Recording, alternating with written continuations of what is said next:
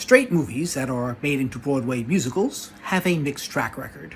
On the one hand, there's My Fair Lady, Hairspray, Legally Blonde.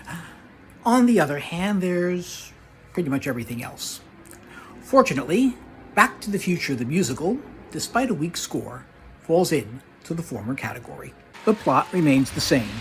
Teenager Marty McFly travels back from 1985 to 1955 via a tricked-out DeLorean invented by his neighbor, Doc Emmett Brown.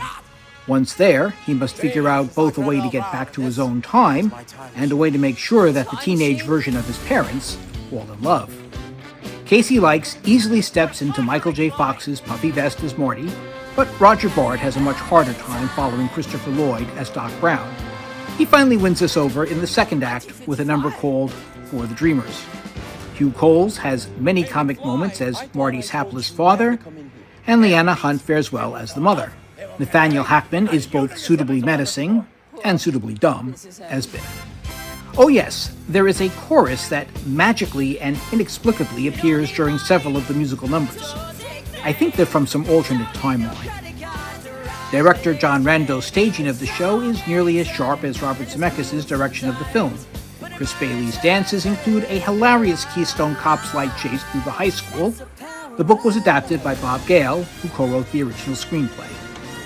If there is a weak link in this otherwise strong chain, it is the score by Alan Silvestri and Glenn Ballard. Despite a few decent numbers, most of the score is simply serviceable at best. Fortunately, Power of Love and Johnny Be Good are also in the show. So, rev up your DeLorean and head to the Winter Garden Theater, because Back to the Future, despite its disappointing score, should have a very bright future on Broadway. I don't know, a used car, huh? Looks like it's got about 3 million miles on it, and all this stainless steel. Great Scott!